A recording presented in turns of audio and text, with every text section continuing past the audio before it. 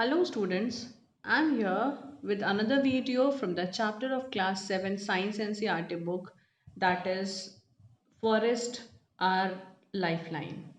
Before starting today's video, I would like to tell you all that till now what all things we have discussed in this chapter. So we have seen the structure of forest. We have seen that the area which is covered largely with the trees, and it is present. It is having the wildlife in them. Then it has birds, insects, and various other animals are living inside that particular area, and which is full of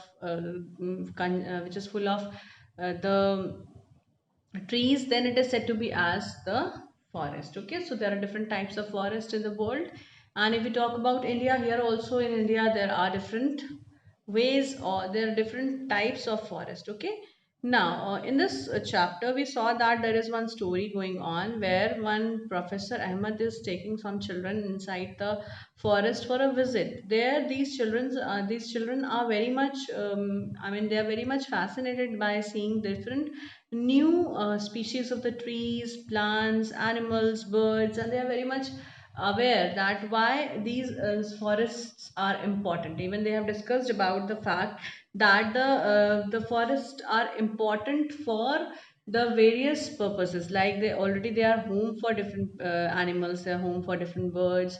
Then these forests are providing various forest products. We have seen that different forest products are there, like fibers, fruits, food, even fodder. All these are the things which we are getting it from the forest. Now why the need was there that this professor has taken them for the visit to the forest, because there was an order in the forest to clear.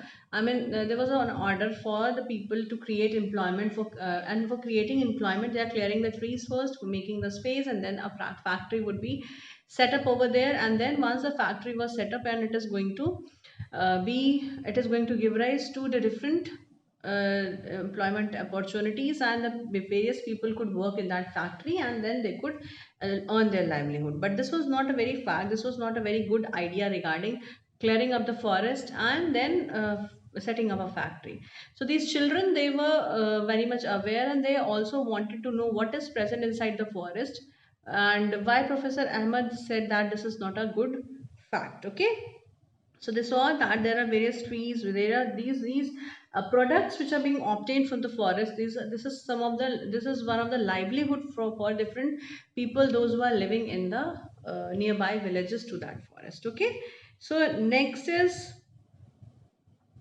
what is about the structure of forest, which we discussed, where we saw about canopy, and then understories, and also about the crown of different uh, trees. So the branching portion is there, and just above the branching portion, whatever shape is there of the tree, which is formed because of the different leaves and the branches, or the shapes which is giving rise to a particular forest is having a same type of crown, same type of the structure, then it is said to be as the crown. And then when we are after this crown, we saw that there are different layers of the trees. So these layers are said to be as the canopy. The tallest part of the structure of this forest is said to be as canopy, which forms a roof. Okay, and then we saw that there are different layers, and they are said to be as the understories. Okay, then after that, seeing this, we saw that in this forest, there is one connection, there is one interlinkage. Okay, interlinking. There is one interlinking of different animals. Okay, so there is one interlinking of different animals and animals for food. This gives rise to an idea of food chain. Okay, so this food chain means it is the interlinking, it is the this food chain is, this is the interconnection between the different animals, which is in which one animal is a food for the next animal. Okay, suppose that the grass is there. This is a food for insect. This insect is food for frog. This frog is a food for snake. And the snake is a food for eagle, hawk, or peacock. Okay, you could write any of these plant, birds, or animals. So this grass is said to be as a producer, and this always starts from the autotroph. So this always starts from autotroph, okay, and then it is going this nourishment, this food is going to be present in the next half. Then the animals. So these, I mean, the structure. I mean, the food which is transferring from one level to the next level. This gives nourishment. This becomes food for the next level, and this is all. This was a chain is formed for the food, for the purpose of food, for satisfying the needs of the food. It is said to be as a food chain. Okay, so this is about food chain. Now, it is not only one food chain which is running in the forest, there could be several of food chain. So this connection is not only one, I said, children. Okay, so this connection could be many. At a single time, there could be many food chains which are running in one forest. Okay, so that could be said to be as the food web. So this we have already studied regarding this food chain and food web in the lower classes.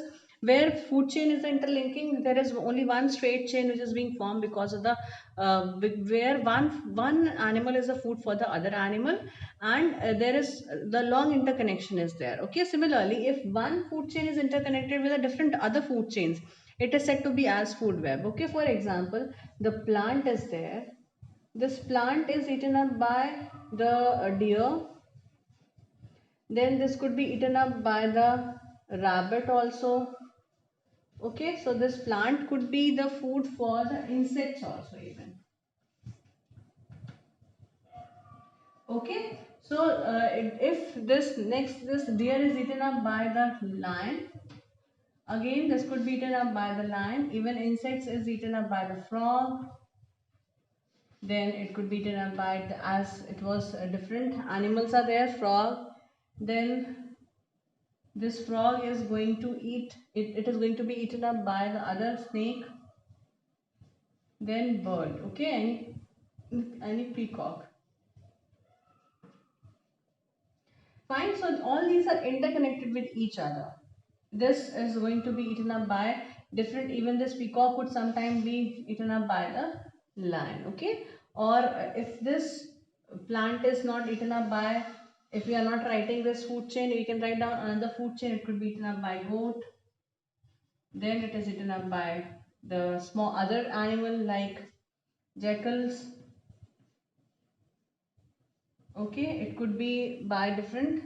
This again, this goat could be eaten up directly by the lion.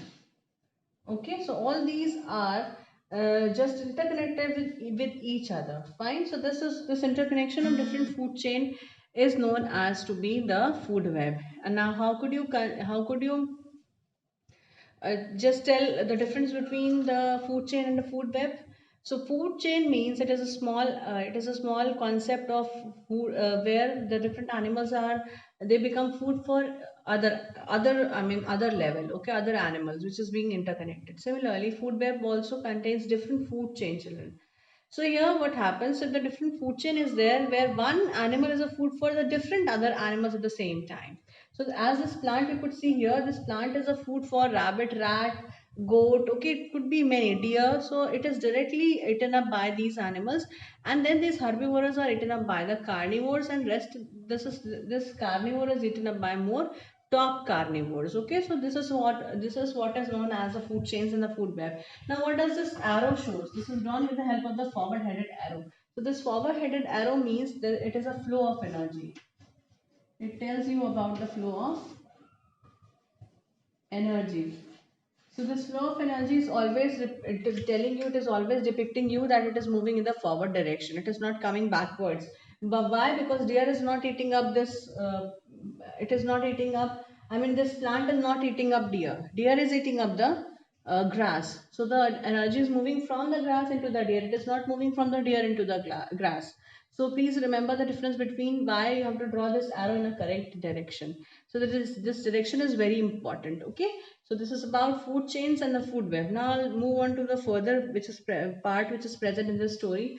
What has happened after that? All food chains are linked. If any one food chain is disturbed, it affects the other food chains. Yes. If suppose that if suppose that one level is we are removing one level. Suppose that all the rabbits are gone, or it is just over, or it is just extinct, or it is not present in the food chain. We are just removing this. If we remove this deer, then what would happen? Ultimately, the carnivorous animals are going to die. Why? Because these herbivorous animals are the food for the carnivorous animals. Okay. Now, if carnivorous animals are not present, then the ultimately what would happen? The number of these herbivorous animals are going to increase in a it is going to increase in a very larger way. Okay. So to maintain the balance in the ecosystem, to maintain the balance in the atmosphere, in the I mean in the environment, the numbers of these animals are remained fixed. So who is I mean uh, determining the number? So all these animals are going to determine the number of the next animals. Okay. Suppose that if deers are not present, if this rabbit is not present or goat is not present, suppose that herbivorous animals are not present, then all the carnivorous animals would die. If these carnivores would die, the next top carnivores are going to die. Okay. So all these are interconnected with each other. Fine. So each part of the forest, now each part of the forest is dependent upon the other parts. If we remove one components, if we remove, suppose that if we remove trees, if we are removing these trees, then the herbivorous animals would not be present. And if these herbivorous animals are not present, then the next level, that is a troph that is the level of these top carnivores, they would also not be present. Okay. So this is known as the interconnections, and this is known as the food web, where many food chains are moving together. They are I mean taking place in the forest at the same time. Okay. Every part is of the forest is dependent upon the other parts. If we remove one component, say tree, all the components would be affected. Now what happens? Professor Ahmed asked children to pick up the leaves of the forest from the floor and observe them under with the help of the hand lens. Now they found that there are tiny mushrooms over the decaying leaves. So the different leaves they were collecting, and once they have collected the leaves, they saw that there are different plants which are grown. So some of the plants, they were all grown on the some leaf-like structure which was grown on the dead and decaying matter of the forest. So this dead and decaying matter, the mushrooms are grown. So mushrooms are grown on dead and decaying matter.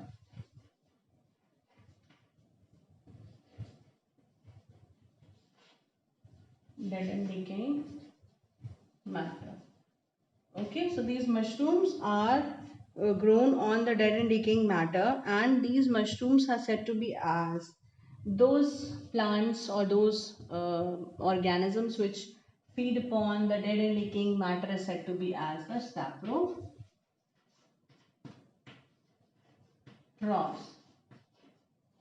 Okay, or saprophytes.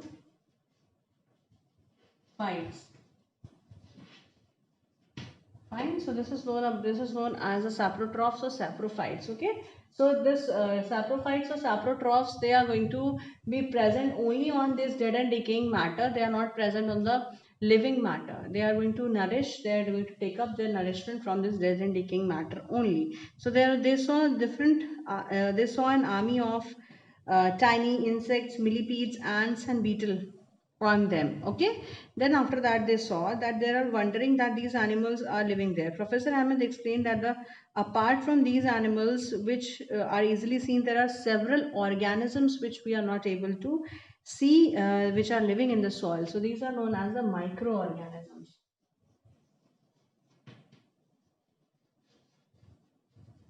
They are known as the microorganisms. Now certain macroorganisms are there. You could see the different plants, different animals are living in the soil, on the soil, and upon the soil. Okay, so and similarly there are certain animals which we are not able to see. So these animals are said to be as the microorganisms which we could see only with the help of the microscope, and under the microscope we can see these tiny structures. Then they are said to be as microorganisms. Okay, some microorganisms are like bacteria. These bacteria are very useful. They are also present in the ecosystem, and they also help in maintaining the balance. Why? Because these bacteria, these saprotrophs, if they are not present, then what would happen? All the forest would be full of the dead and decaying matter itself. So these take up nourishment from dead and decaying matter, and this in turn converts the dead and decaying matter into the inorganic substance, which is, the useful substances like manure, which is utilized for the various purpose. Okay, for the agriculture purpose. Now these microorganisms are also helpful in recycling this material, recycling the waste which is present in the forest. This cleans up the forest, children. Okay, now next is Professor Emmer explained that apart from these animals there are certain microorganisms are also living in the soil. Paheli wondered what mushroom and other microorganisms eat. Okay, so we know that these microorganisms like saprotrophs, these are already known as the saprotrophs. So how they are going gaining their nutrition? They are gaining their nutrition with the help of the dead and decaying matter. Okay, so if they're taking up nutrition from the dead and decaying matter, then they are able to survive. They are able to survive on these dead and decaying matter. They are going to take up nutrition only from them. So these fungi, they are going to take up the nutrition with the help of their root like structure, as we have already seen in the previous classes. Also we saw about the different root like structure which is present in the fungi, and this is helpful in absorbing the nutrients. And this nutrient is not going to come from any of the green things or green organic matter. It is going to come from dead and decaying organic matter. Okay, dead and decaying organic matter means, see, the forest is there, many leaves are falling, twigs are falling, then plant products are there, animal products are there, droppings are there. So they are all going to mix up, and they are going to form the decaying matter. On this decaying matter, especially the mushrooms are going to grow, and these mushrooms are the examples of fungi, and almost all fungi are the saprotrophic in nature. Okay, so they are going to survive only on the dead and decaying matter which is present around in the surrounding of the forest. Okay, now so Professor Hammond replied that they feed upon dead and decaying plants and animal tissue and convert them into a dark colored substance called humus. Okay, so these humus is the substance which is helpful in providing the nutrition to the these developing mushrooms. Okay, next is we have learned about this humus in chapter number 9, which is the soil chapter, where we saw that the layer of the soil in which is covered with the humus is the topsoil. Okay, because this topsoil has the different animals, plants, the droppings, the different twigs, or it could be the but all these biodegradable substances are there, upon which the different microorganisms are acting, and then they are going to take up all the nutrition, and in turn they are going to convert them in the form of the humus. Okay, so we have studied about this, and it's important. It is going to increase the soil particles. It increases the moisture content in the soil particles. It absorbs the moisture content and keep it inside. It makes the soil porous, because of which if aeration is proper, then microorganisms could also live there. All the earthworms are there, they are turning up the soil, which is in turn adding up the humus in this part. Okay, now this humus is very much important organic matter, and it helps the plants to grow properly, as it is going to be developed in the form of the manure. Okay, now we have already learned about all these things in class in the chapter number 9, which was the soil chapter. The microorganisms which convert the dead and decaying plant and animals to the humus is known as decomposers. So what are decomposers? Decomposers the are those which helps, these decomposers are going to decompose the different organic matter, and these microorganisms play an important role in the forest. Now soon Paheli removed some of the dead leaves, and they discovered under them that the layer of humus is present on the forest floor. So they saw that there are different animals, there are different small animals which are present. So that could be the earthworms, that could be decomposers, and it is full of dead and decaying matter. The forest floor is completely filled with the organic matter. It was filled with humus. Why? Because we saw that the forest has different number of trees. There are several trees present. So leaf is falling from each tree, and if leaves are falling from each tree, then where it is going to go? It is not going to be present on the it is not going to be present over the surface of the soil. It is going to be, this soil is going to be laden with the completely filled with the leaves. Now what happens to this leaf? These leaves are going to form the dead and decaying matter, and then dead and decaying matter would give nutrition to these saprophytes, and these saprophytes are going to in turn convert them in the form of the humus. Okay, then this humus is going to give rise to different other this adds up nutrition in the soil. Okay, now these microorganisms plays an important role in the forest. So we discussed about the decomposers. So these bacteria which are present, so these bacteria are the these bacteria are always acting as the decomposers. So they are the decomposers. Now these decomposers are very much different from the saprophytes. Okay, so these are very much different from the saprophytes. So these are feeding upon the dead and decaying matter, and these are the microorganisms. Okay, but these could be micro as well as macroorganisms. These could be macroorganisms. Okay, fungi we could see from our naked eye, so that could be a microorganism. And if bacteria are there, these are always the decomposers which are present in the forest, and these forests are helpful in giving them the these decomposers are very much living matter. That is why what happens, they are living properly, and then these microorganisms could survive. Okay, now these microorganisms would also play a very important role because they are removing the dead and decaying matter from the forest. They scavenge the forest. Okay, they clear up the forest floor from the from dead and decaying matter. Okay, the next thing is that in this point which is written over here in your book, the microorganisms plays an important role in the forest. Soon Paheli removed some dead and decaying leaves, and they saw that humus is present in the complete forest floor. It is present. Why? I said that the reason is very simple.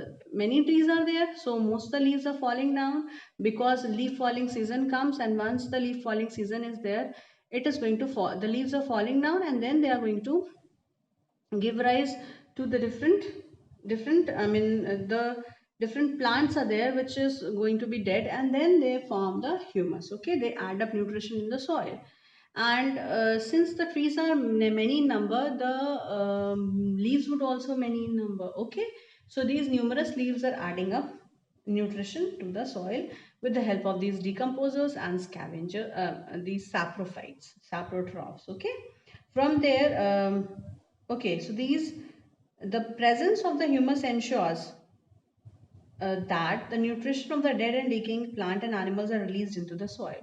So what is the actual matter? What is the actual meaning of these saprophytes or the decomposers? It is that it adds up nutrition. It it adds nutrition.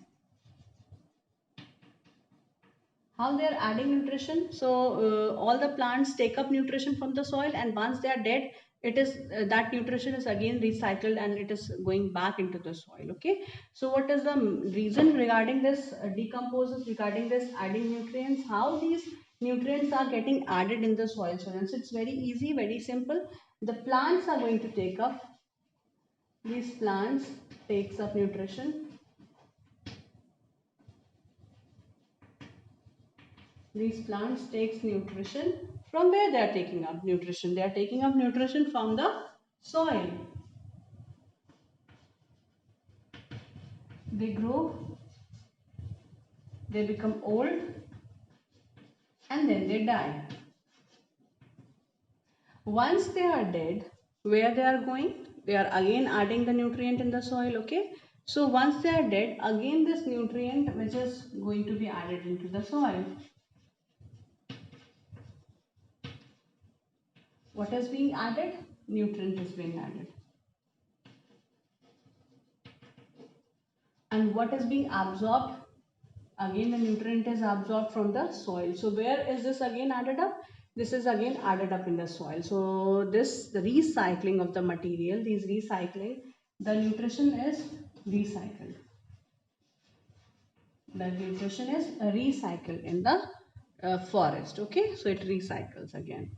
So what happens if the animal dies in the forest? Okay, so this was all about the humus formation, and what is the reason why this humus is going to help the plants to grow properly, because this is the only way by which the decomposers are going to decompose, and they're providing nutrition again back to the soil.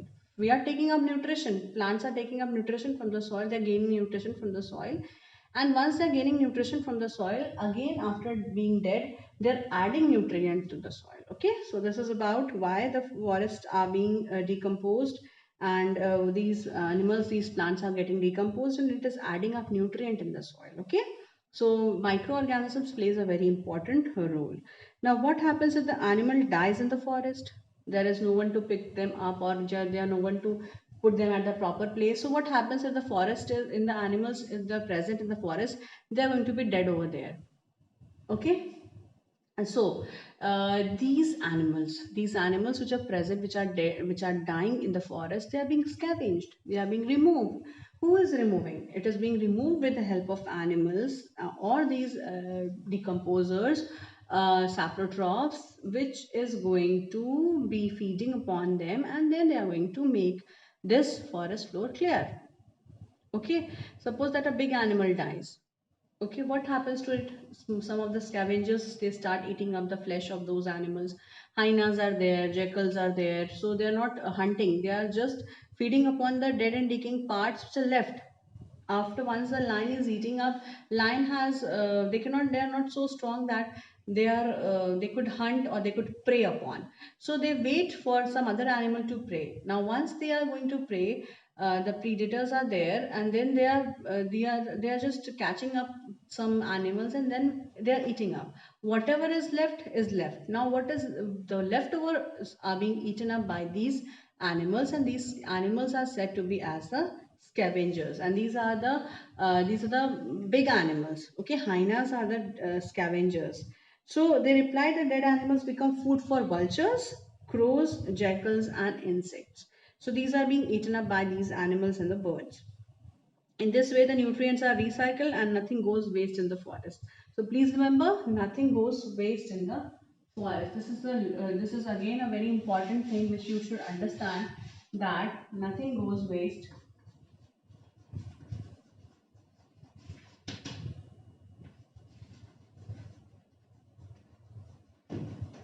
Nothing goes waste in the forest. Now, why nothing goes waste in the forest, children? Because nutrients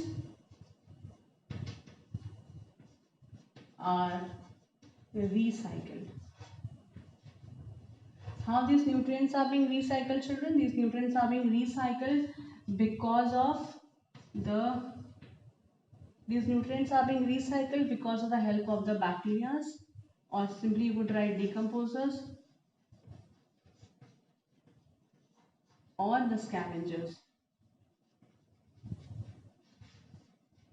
Okay, so these we have already studied these scavengers in the second class of second chapter of this book, where we saw that different modes of nutrition is there. Then their scavengers are also these animals are there, which is able to eat up these dead and decaying remains, and even they feed upon the leftovers which is being given up by the different big animals they are hunting, and they are eating up. And once they are eating up, they are going to leave the things for the other small animals to eat up, and then they are going to scavenge. Okay, so these are said to be as the scavengers, and nothing is being wasted in the forest, children, because the nutrient even which is being taken up by the soil, it is added up to the soil at the end. Once their animals are dying or plants are dying, they are adding up into the soil. Okay, so nothing is waste in the forest, and they help in the plants to develop properly, and the dead and decaying remains are the food for the vultures, crows, and the jackals. Okay, and even insects are also there which feed upon these by saprophytic mode of nutrition. Okay, so this was all about the things which are present in the forest. And then if the forest is there, then it is the shelter to various animals, whether it is a tiny small animal or it is a big animal. Okay, so with this I'm ending this today's video, children. I will meet you all in the next video with the next topic to be discussed. So that's all for today. We have studied about the different ways by which the nutrients are getting recycled, about decomposers, saprophytes, and also about this fact that nothing is waste in the forest. Okay, so that's all for today. I'll meet you all in the next class.